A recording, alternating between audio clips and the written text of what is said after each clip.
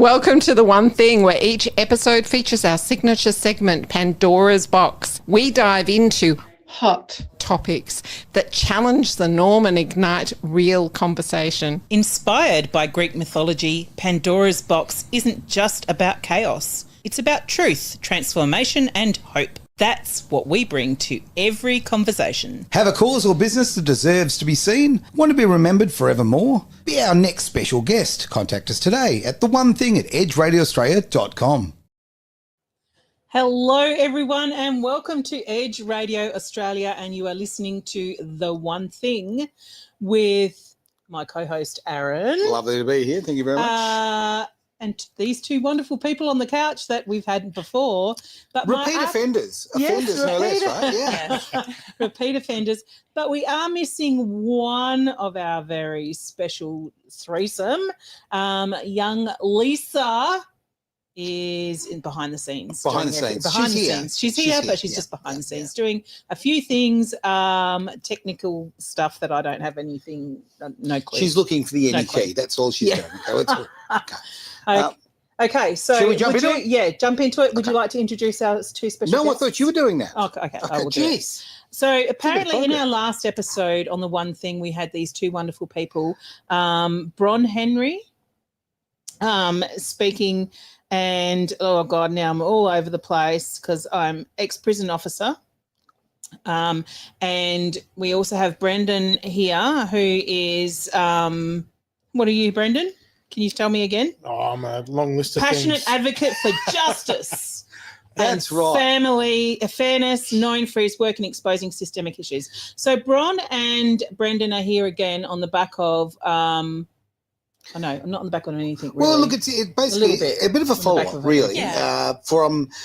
You had a bit of a substantial, in my eyes anyway, it's a big win in a particular case that you were involved with.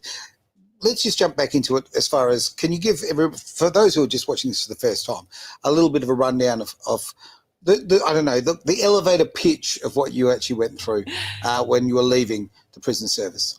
Sure. So obviously I was prison officer for a couple of years. I was exposed to what I would describe as a hostile working environment, pervasive sexual harassment, intimidation, victimisation, and it's quite. And I went to report that process internally using the. So you were a whistleblower. I was. Originally I wasn't. So I actually just followed the process. So originally that's what happened, and then as you report it, then it emerges from there. So you report something, you then get an email from a senior officer saying that you're a dog and your life will be at risk, which is obviously quite a real threat. Just say that again. Okay, you went through the correct processes, of a government agency here, something that's supposed to have structure to it, and you got what response? So senior officer, actually, my trainer, my supervisor, the person that was signing off on my probation, sent me an email stating that you don't report in prisons and you get put on the dog, was his exact words. Wow. And why you don't report another prison officer is that's because they won't have your back and your life will be at risk. So the fact that was from a senior officer, that was the directive. Sure.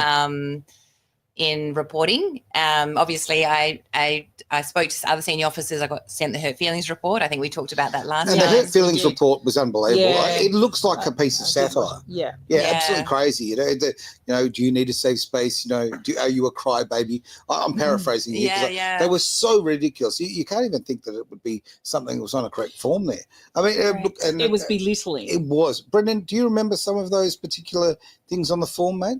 Yeah, essentially what it came down to was it's just making a complete mockery of the person making the complaint. Yeah. And that's the contents of it isn't important because it's like the broad scale of it is it's just mocking the person. It's taking no seriousness in what they want to report, and it just belittles them and shuts them down, and it doesn't give them an avenue to move forward.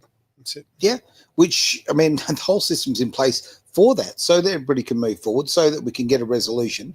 And in this day and age, we should be looking after our staff. It's such a big part of it. So to be treated, you were treated like filth. There's no other way of putting it. I think you come into that working environment from other obviously areas or other careers. Yep. and it's well documented that, like senior officers say, it's nothing like you've ever expected, and it is so pervasively sexualized. Yeah, and it's hard to understand why or how that happens. I think because obviously it's a prison, it's all closed up. There's no one overseeing it, watching it. I think Brendon mentioned last time there's no body-worn cameras. There's no protections. Why are there no body-worn cameras? Well, I personally, I mean, it was supposed to be. They promised it. I think they've introduced it at Banksia Hill, which is the children's prison, because of the exposure of the torture that prison officers were doing to children, and obviously the conditions. So the government obviously have started to roll out body-worn cameras. Yep. But, even still, if they are implemented, people will just cover them or turn them off or whatever, I believe. I don't think it's necessarily a solution to the problematic I mean, I've seen police officers here in Western Australia turn the cameras off. Okay. Yeah. I've seen it right done in front of me. So I can imagine in an environment like that's closed in a closed shop, like the prison system, they're going to turn them off. And it's very secretive, like it's a very closed shop system. No, I mean, besides the fact the public don't really want to know what goes on in places like that. Is it just because you are a woman, or is it because you're a new kid on the block? Was this done to men in prison system? They just didn't come forward. They just took it on the chin because it's something that gets done, like a rite of passage, or tell us a little bit about that. I think the bullying is pervasive, men and women. Both, So it just depends on what circles you run in. They call it the purple circle. If you're in the purple circle, then you're pretty much immune. But so if you're any of these other people come forward?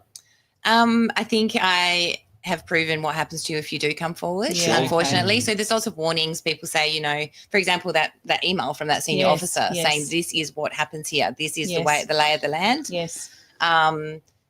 And I was naive and probably quite a logical thinker, where I'm like, that's not right. It doesn't work that way. And so you go again and you report it again, and then the same management are trying to tell you the same thing, that, it's going to be very difficult to put anything in writing, and we don't really do it this way. And you're a bit confused. So many people don't, they usually probably go to the union, people like Brendon. But at the end of the day, someone always knows you've reported them, or you've been to the superintendent's office. So they watch you go there, and then all of a sudden the dynamics change, because you could be the snitch or the dog. Now, speaking of dynamics, look, I will say it till the cows come home. I'm very sick of the mainstream media and how they misuse their power here in, Australia, but I'm sure we all know it happens worldwide. Here in Western Australia, it's particularly insular. We've got really one main source of media that's very, very prevalent. Because of that, you don't really get any honesty or integrity in the reporting process. And in fact, what I've noticed is stories come out and then they just disappear. Absolutely. I want to jump to the video, if I may. This is Brendon, you actually speaking to the mainstream media. How long ago would this video be? This was quite early on, Aaron. So this was a couple of years ago, when the process had essentially just begun. Yep. And at that point, the media were more than happy to report and investigate. Sure. And then we had some strange things happen after this aired, where reporters who were engaging with myself and Bronwyn and other victims, they were getting seconded and disappearing, ending up in other countries. And it's crazy. Like you said, it's the media. It's funny. I don't think we can even call it the media anymore. No, it's not real. It's because what it is, it's just an arm of the government now. It's just all they are. They're a marketing firm for the government. That's what they are. You're being very kind saying marketing. I think more propaganda, but okay. I'm going to play down a little bit, but when you can have a phone call from Labor and Labor MP, and where they go, right, if you do this, we'll cut your funding, or, you won't get invited to a political broadcast or anything like that. You'll get pretty much banned from Parliament, and those threats come across. And a lot of us have heard that and seen first accounts of that happening. It's no longer media. It's now a business that works for the government. Yeah. And last time I checked, they did that in Nazi Germany, I believe. Yeah. Look, it was very popular in the 30s last century. Went really well. Yeah. Well, we kind of know where that went. Well, let's watch the video here and get a bit of insight. Bunbury Regional Prison houses some of the state's worst criminals. But it's not the inmates under investigation tonight, it's the staff. 7 News can reveal a group of prison officers at the Southwest facility are facing shocking allegations of bullying, intimidation and sexual harassment. Their female colleagues allegedly subjected to vulgar behaviour. Another bombshell for our prison system, already cooking under the intense pressure of public scrutiny. Inappropriate comments, female prison officers grabbed and pulled into offices with senior officers, and inappropriate activities occurring, and other crude behaviour like sniffing seats and making comments in front of other peers. 7 News has been given a copy of the allegations. Much of it is simply too graphic to report, but it includes serious allegations, threats of rape, sexual advances and even death threats. One woman says she was confronted with decapitated dead animals left at the doorstep after speaking out. 1 week, this possum, the next, a puppy. It's understood nearly 20 complainants have come forward. Their experiences now the centre of a WorkSafe and Industrial Relations Commission investigation. The WA Prison Officers Union also confirming it's assisting a number of members with sexual harassment claims across the state, including Bunbury. You don't expect to go to work and to be harassed. You expect to have your colleagues and your peers protecting you and looking out for you, and not be acting like the actual perpetrators that they're looking after. In a statement, the Department of Justice said it's aware of the matters and is investigating. Cassidy Moscone, 7 News.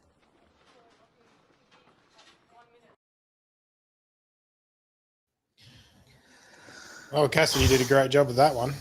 She got in there, she actually reported it, and she did a really good job of putting it together. It's a shame she disappeared shortly after. Genuine reporting, right? Yeah, that was genuine reporting, right? And where has she been last seen, sort of on the front line in Iran? Or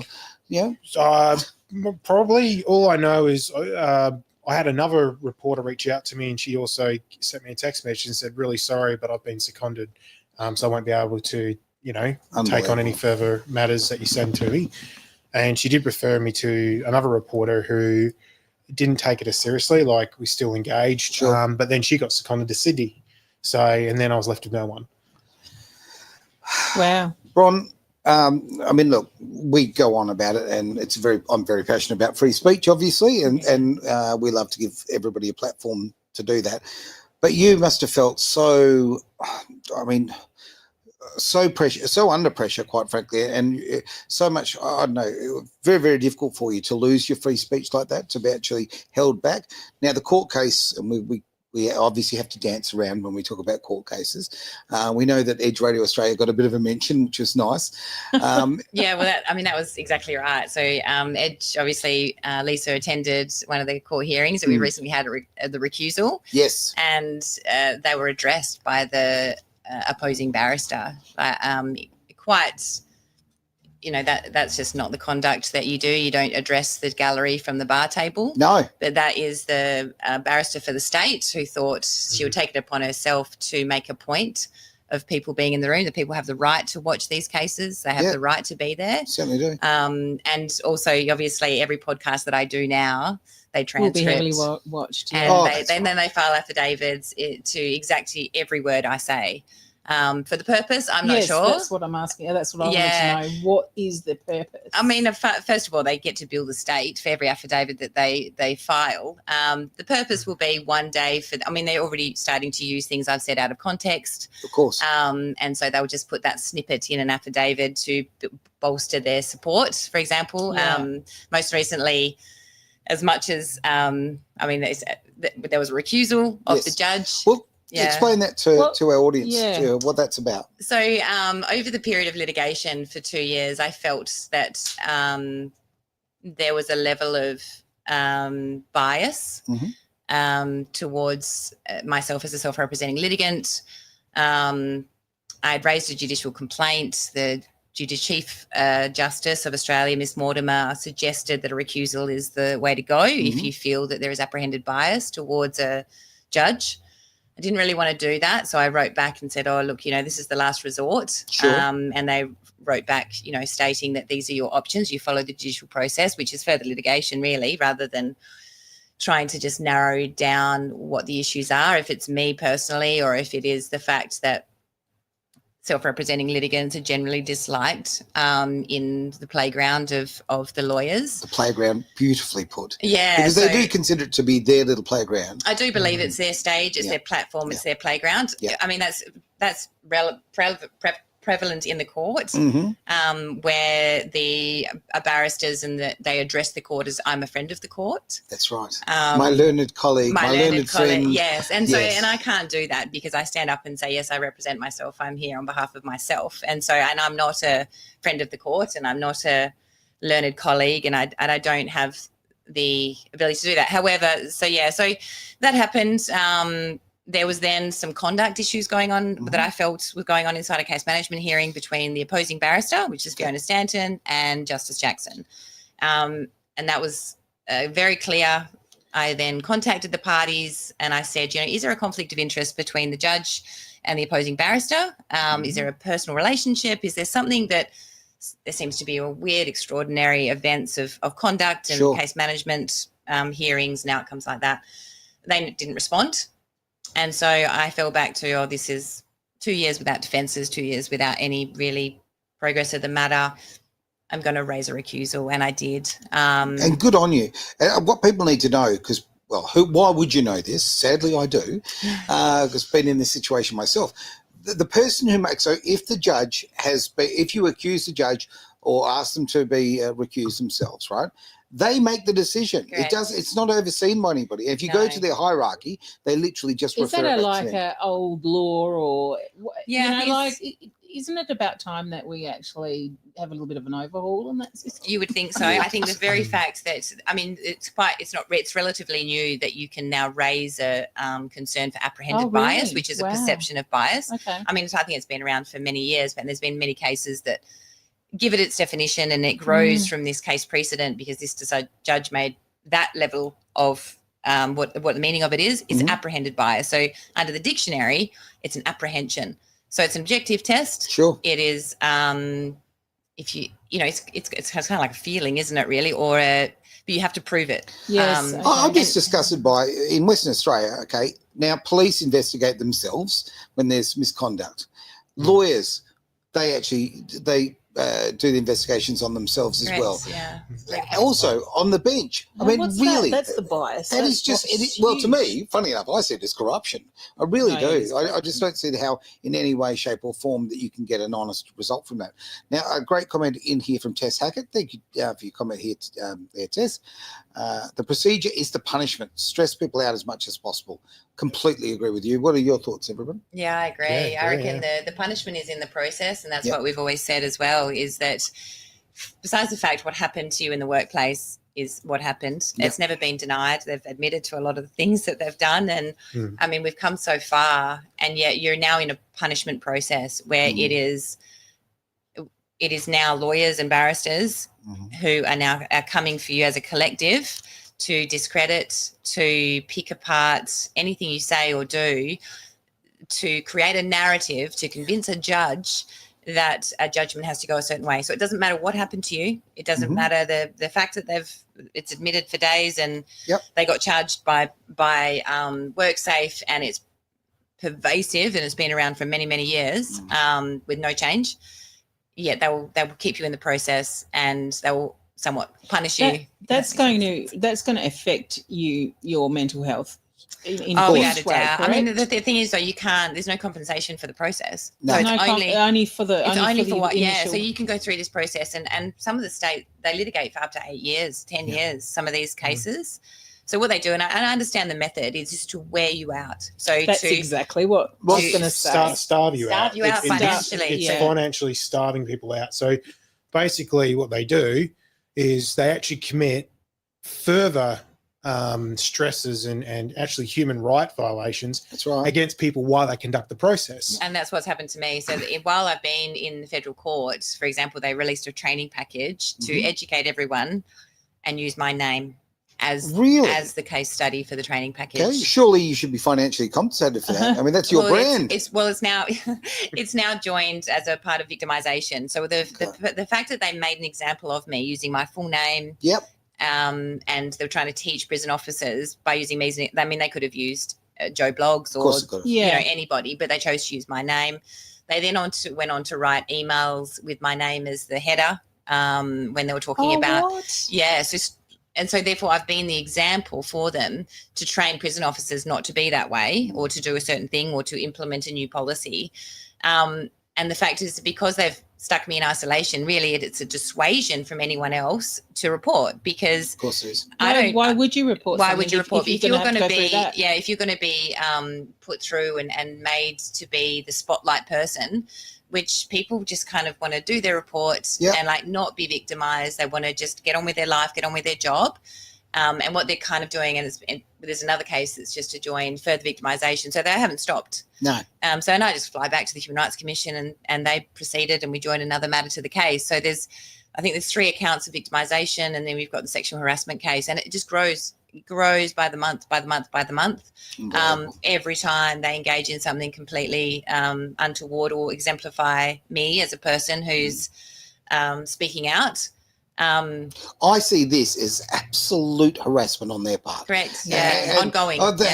Hypocrisy is off the charts here. Yeah. And the thing is, though, I don't know if they've apologised for putting my name on a training package, and they've apologised for putting my name on a header of an email. But it should never have been done in the first place. And they say it's an inadvertent error. Oh, no, so that's their rubbish. explanation. Yeah, that's rubbish. Okay. We're sorry, but we keep doing it, but we're really sorry because it's an inadvertent error. And these are the assistant commissioners. These aren't just... Some of them are superintendents. Some of them know are. what they're doing. Well, when again, they put these things out. Of course, you don't just do that willy nilly. Well, put in a financial claim, because they are actually using your brand. Okay, and if it's on literature, you are owed money. And I know we live in a world where, unfortunately, financial compensation seems to be the only compensation. It'd be nice if it happened in a more an ethical way, and we didn't have to go down that path. And the case would be over if I was to take a financial settlement, but I'm not willing to sign an NDA. So that's why the case is not over. That's right. Is because I will not be silenced from ministers or my doctor or my family or the person I'm walking my dog with. Yep. I refuse to be silenced, because a part of processing trauma is being open and honest and supporting other people go through the same thing. Mm-hmm. And I think these silencing agreements that they're doing to people where we can't talk about anything. So, for example, there's there was one that's I can't speak to a minister or my local member for parliament. Nobody can I speak to. So it's the fact that I'm not going to sign an NDA is my method in regards to I'm going to make an ethical stand and a principle stand.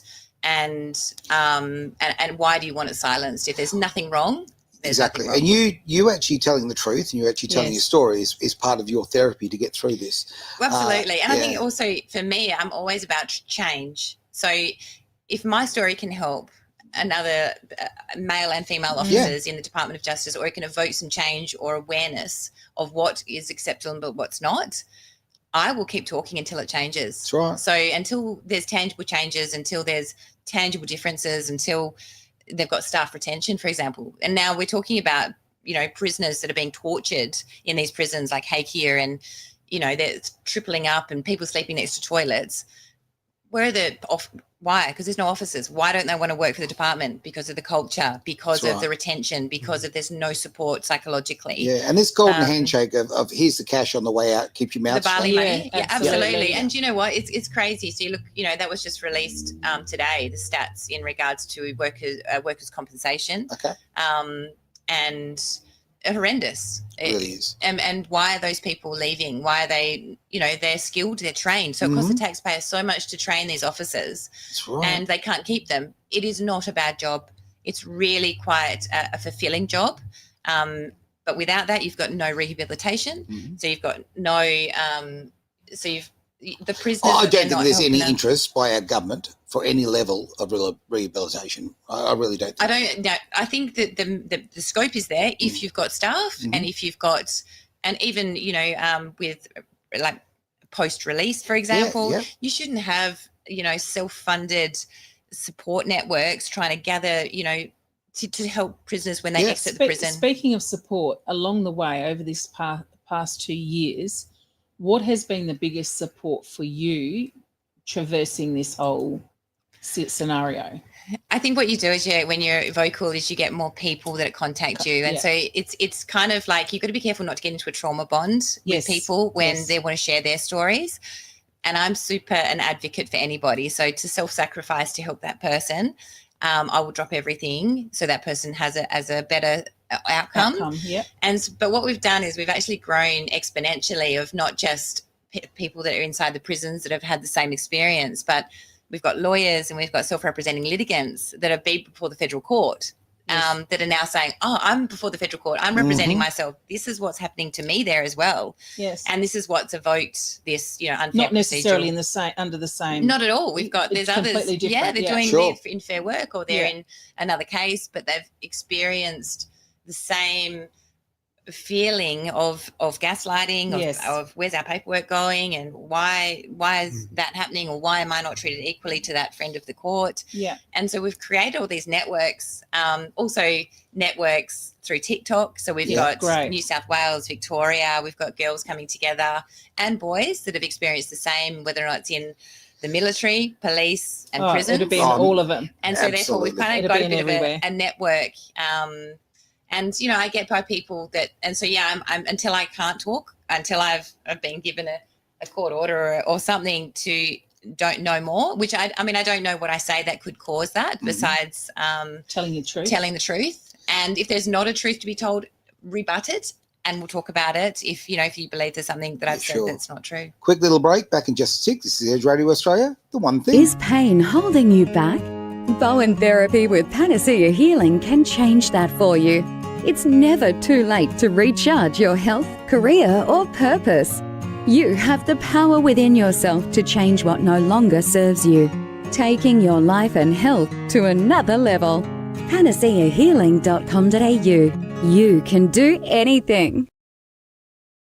Yeah, you're watching, listening to, whatever you happen to be doing, it's Edge Radio Australia. The one thing, we've got a really important show here. I think this is quintessentially what we're about across the board here. Free speech and the ability to talk about the things that are important and not let government take control. And we know in a month's time, if you're under 16, you'll lose your free speech.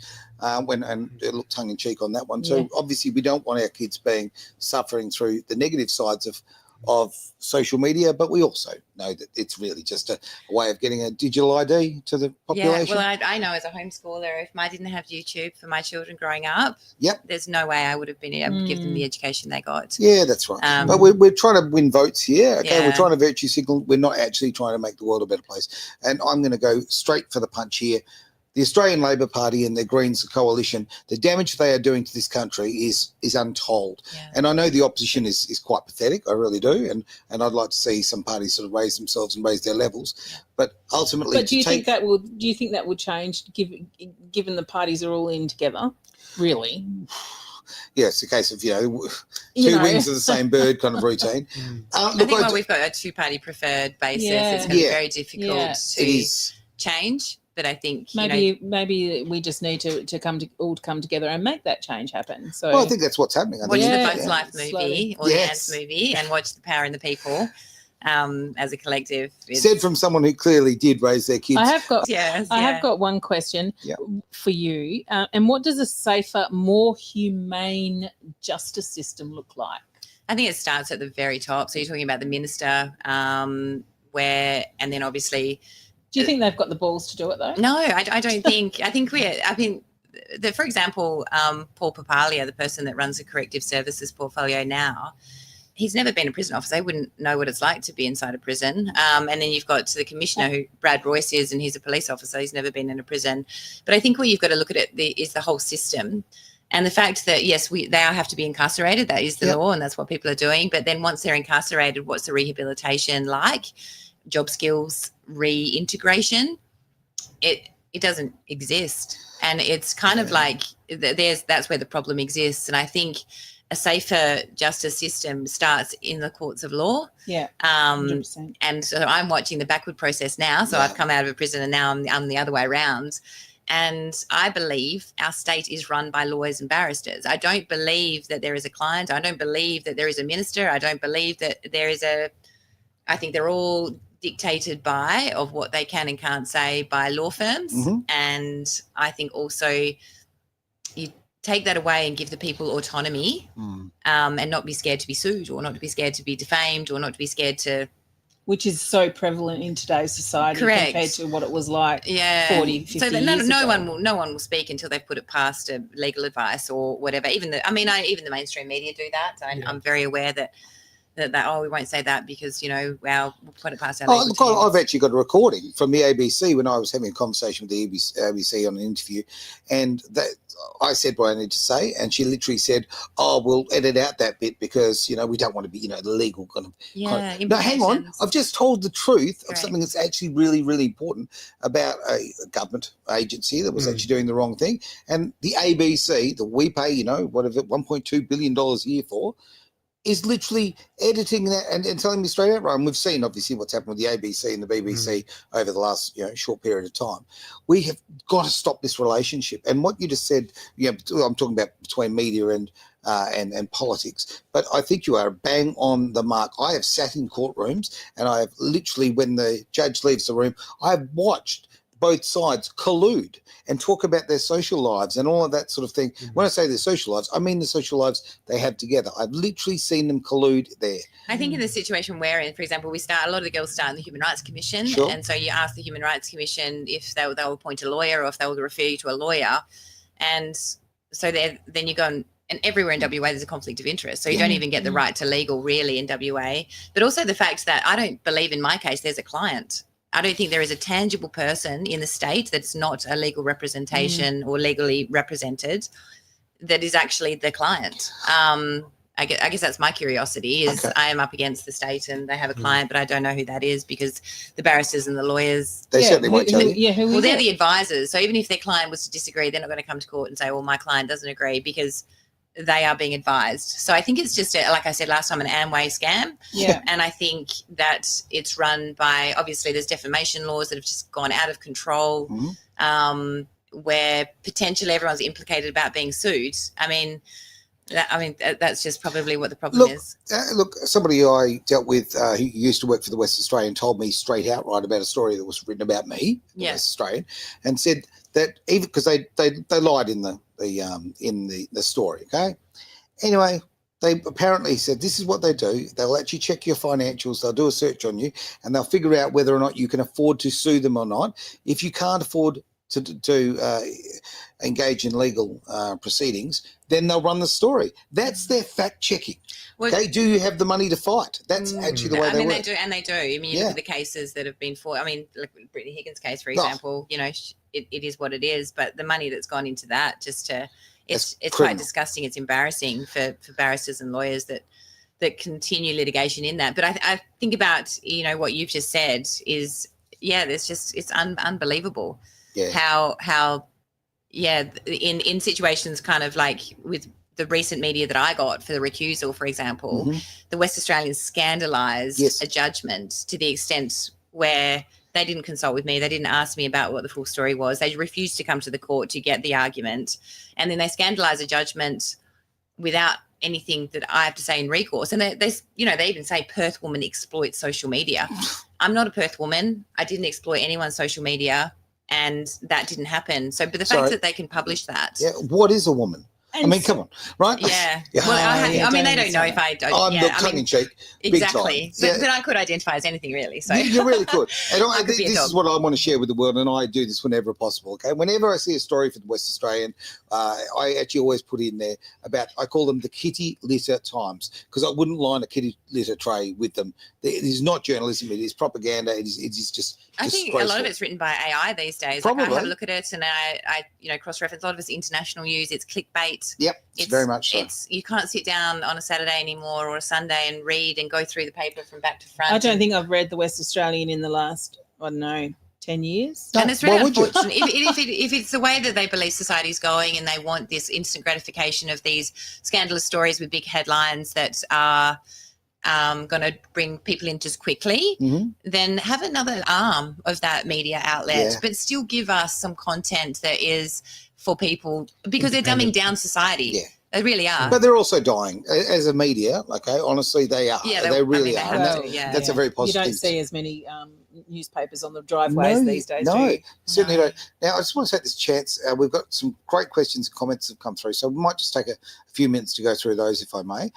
Question or comment rather here from Tess Hackett again. Thank you, Tess. It's basically intimidation. Could not agree with you more. That is spot on. Comment here from Catherine. Catherine has actually said, oh, sorry, I've got the wrong one. Let's see. Geez, so many here. They've got to find a spot. Okay. Now, there we go. That's a comment from Catherine, and I'll get you to answer that if you could there, Bron. If you're unable to speak to your local member, I understand that breaches WA legislation. Yeah, well, that's the West Australian government asking me to sign an NDA, so I can't speak to my local member. So work that out. So their client is the state, and these NDAs contain disclosures that I'm not allowed to speak to any parliamentary minister or local representative. Who you're paying their wages, right? Yeah. Let's have a look. So many great comments in here. Jeez, just doozies. All right, let's go. One from Lisa. Lisa, what have you had to say here from hiding there in the cheap seats? You are so brave, and imagine what a different world we could have if people said bullying is not okay. I could not agree more. Exactly. You are an absolute inspiration, and I thank you so much, because it is so hard to stand up against the machine, right? Yeah, and it is hard, and it's crazy because maybe it's made my path, because I am terribly shy. Everyone will probably tell you the same story, that I'm the most introverted person you'll ever meet, and putting in this situation, kind of having to articulate your words without stuttering or overthinking each particular thing that comes out of my mouth I don't know if it's brave, but I feel a drive. And until that, I wake up every morning and it's Groundhog Day, and I keep going, do you know what? It's not for me anymore. It's terribly punishment for me. It's horrible. Nobody wants to be there and be litigating a matter and learning how to write an affidavit, or learning how to write submissions and reading law. Law is perverted. It is not about the people anymore. It is about it's gone on, especially the way our adversary system, where it's just, it's scaffolded on itself. So you've got judgments from 100 years ago, and then you've got judgments happening, and it's all just the way it is. It's not comprehensible by a normal citizen. And the way I comprehend the law and the logic I am behind it, and that's how I present my case. I think it's written in a way to exclude the everyday person, right? We cannot represent ourselves. I mean, you're doing such a brilliant job. Well, I don't think I am, because I just catastrophically lost a recusal, but then got a recusal at the same time. So when you look at it and then say what happened to me, so the punishment in that is that they've now come for costs against me.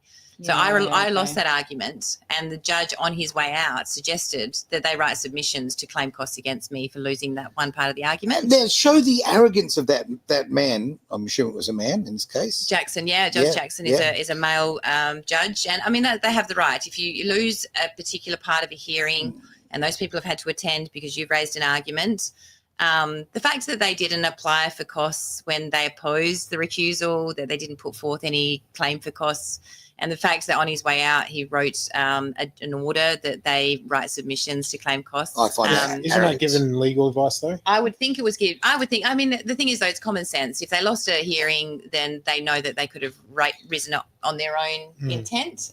That's just the way it is. But the fact is that I can't raise costs ever. Okay. So I'm a self-representing litigant, so I can't claim costs off them, even if they've lost. So that's what I was just going to ask you. The system itself is so unfair. That's broken. So I can't bill for my time, anything. I could probably, bill for the 50 cents that it cost me to photocopy that piece of paper, but I can't bill for my time. So when they legal firms, especially the state, so that is a lot of people. So up to 19 people. Lisa was there. She saw 8 of them in the bench in the bar the other day. And I'm talking about, an interlocutory application that potentially we don't know, because they won't put their summary of costs forward as yet. could be hundreds of thousands of dollars, but I don't know. I've dealt with a barrister once. It was $4,000 an hour.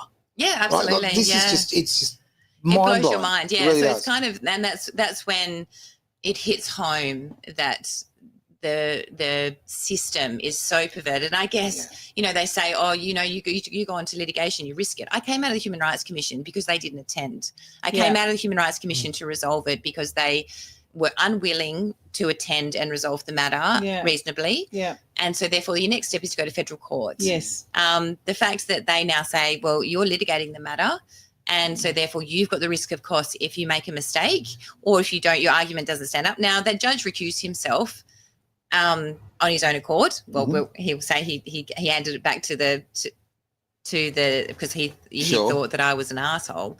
The fact that he's gone anyway, I got the orders that I wanted, but the fact that he's now gone and give them a direction that they can potentially claim costs, and they have written submissions in that. Let's back it all up for a moment.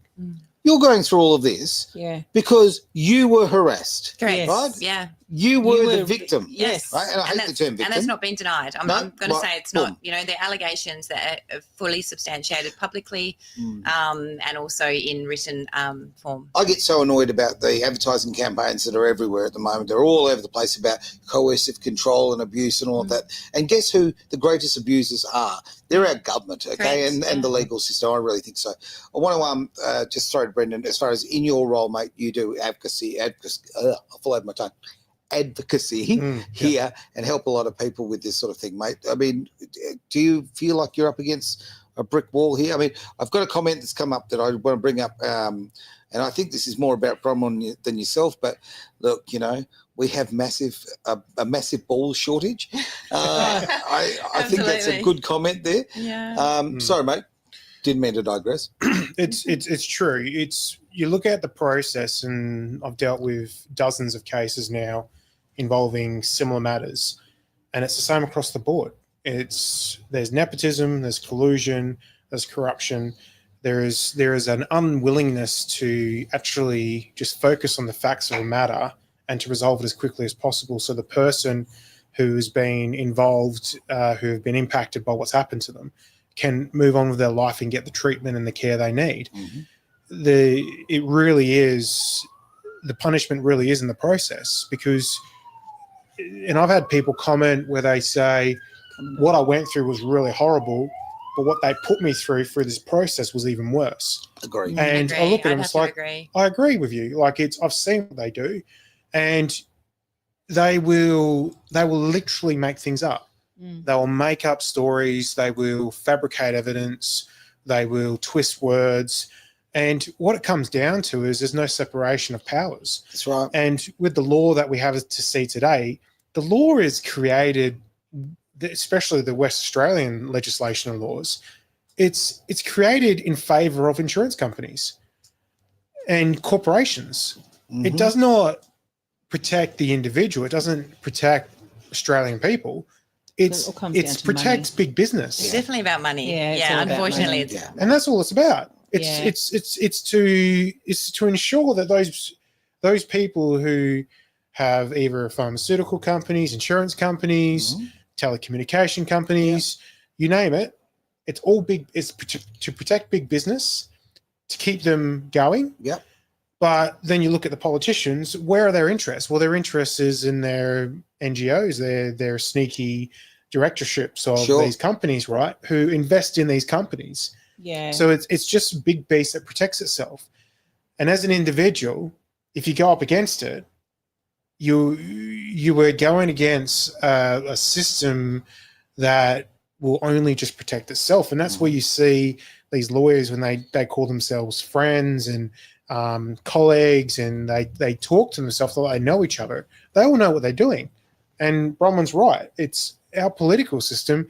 It's not a political system. No. It's filled with lawyers and filled with business owners who self-protect themselves. Look, honestly, the political system, political class here in Australia now is so full of lawyers, it is ridiculous. And when I've dealt with lawyers, it is very, very apparent to me the amount of sociopaths when we're talking about lawyers and judges. And these people are making calls about your life. Sometimes I wonder how much just pure evil is in that, and how much they're actually enjoying the process. I've actually watched lawyers when they're deliberately damaging people, and I've watched their faces, and you go, oh my God, you're enjoying this. And, I'd love to do a social experiment where, for a moment, no one instructs a lawyer, for example, in the family court, and the parents are forced to negotiate, parenting orders or even in this situation. Because if I had my alleged perpetrators standing beside me in federal court, we wouldn't be there, because it would be all about compromising and talking about resolution, and it would be over. Communication. But the fact that the respondents in my matter have never showed up, but their lawyers show up every month or every couple of months, and they get, paid hundreds of thousands that are probably cracking over probably into the $500,000 in lawyer fees just so far. Right. And you're looking at that kind of situation. But the problem is that people believe lawyers, so they believe that they need them so badly, and potentially I'm that naive that I will just keep bouncing through, and I interpret the law this way, and I'm going to do an affidavit, or I'm going to do this because I'm trying to follow a rules and process. The rules are in place. You can read them, understand them, get before the courts, and then go, okay, well, what's happening now? I think if you were to, for example, take the Amway scam away and actually sit down, humans are really reasonable people. What makes it unreasonable are people fighting and say, look, we can pursue this one and we can pursue that. And it is just a scam. I'm sure the respondents in my matter don't know what the hell's going on in court. Oh, thoroughly agree. They're not communicated what's going on. And little side note, there's a gentleman who has actually contacted us, and I've had a little bit to do with on a different matter, but who has actually put an app together which is using AI, which is built around the Australian legal system, and you can ask it questions and it can come up with directives, and very, very good. And I think for litigators, it might be a great tool. The lawyers are using it. The lawyers are using AI. I mean, I can absolutely guarantee that in my case with affidavits and submissions. Because you read the case precedent that they're trying to use in the submissions, and they're wrong. So you think, okay, well, that's wrong. So you've got that from AI who's given you the wrong program. Wrong information. So it's a good. If there was someone out there today that's afraid to come forward, afraid to share their story, what would be the biggest piece of advice you could give them? I think, you have to because there would be a certain amount of fear. Oh, there's so many. There's so many. I mean, I can tell you because they still come to me. Where they can't talk up. They can't even talk up in the workplace. So it's still occurring at Bunbury Prison. It is still occurring in the other prisons. And they're too scared because it's so entrenched of what could happen to you. It's absolutely true what could happen to you. From the threats that they're going to plant drugs in your bag, or they're going to set you up, or they're going to target you to the extent where you start shift. And if you've raised a complaint, or if you're targeted, they will redeploy you to a really shitty position in the prison, and they'll make you sit and watch an electrician for 12 hours in the sun. So that's what they do. So we're talking about you come to work.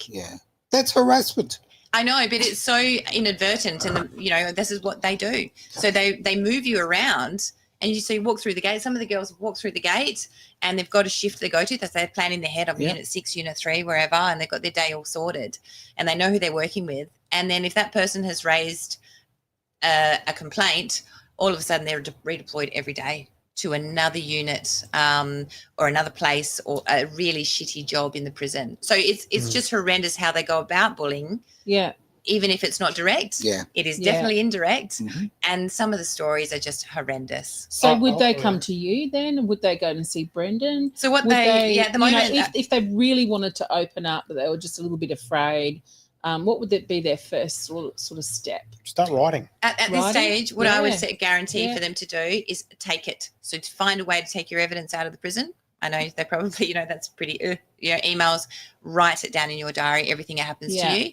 I cannot guarantee at this stage at all that them reporting to their managers and following the grievance process, it's not going to change anything. So we've got now the situation where legitimate workers' comp claims are being denied. So workers that have been exposed to the most horrendous things, they've watched self-harm, they're putting legitimate workers' comp claims in, they're getting denied, and the denial from ICWA is you are a witness in the federal court matter. And so therefore they're not even getting the workplace rights that they have owed to them. Terrible.